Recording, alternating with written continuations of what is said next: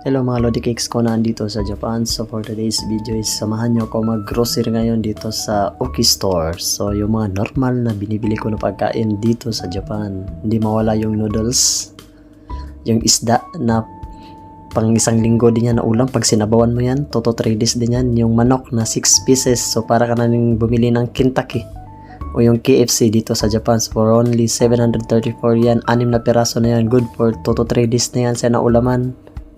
Di mo wala yung kamatis, pipino, saging, matik yan. Galing yung Sumipro. Saan nga ba yung Sumipro? Di ko alam yung Sumipro. Sa gana, Dole yung alam ko eh.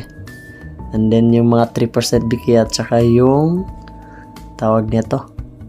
Pizza natin na 136 yan. Di mo wala yan every nag-grocery. At talagang kumakain talaga ako nyan. So pag nandito kayo sa Japan minasang and then gusto nyo mag-grocery ay suggest sa okay kayo mamili. And then kumuha kayo ng card. So dati kasi libre yan, ngayon may bayad na yan sa 200 yen. So kumuha kayo niyan kasi 3% discount din yan. So yung pinabili natin parang konti lang pero umabot siya ng 2,231 yen. Wow.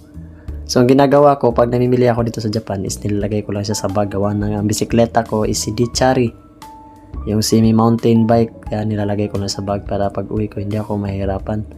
So pag nagkulang yung ulam ko minasang is meron pa naman akong mga itlog, isang tray pa yon, matik yan, itlog bakari.